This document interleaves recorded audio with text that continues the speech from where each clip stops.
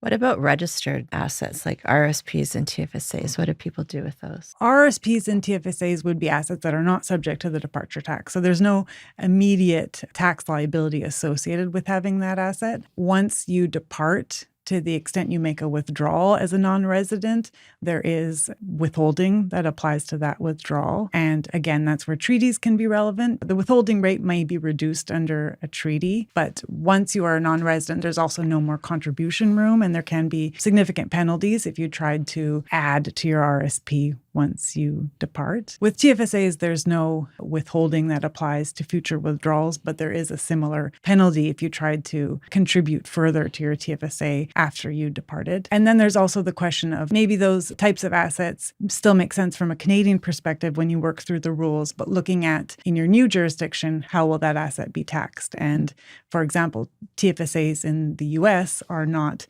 taxed the same way. So generally, we would recommend someone with a TFSA moving to the US to maybe wind that up before they do.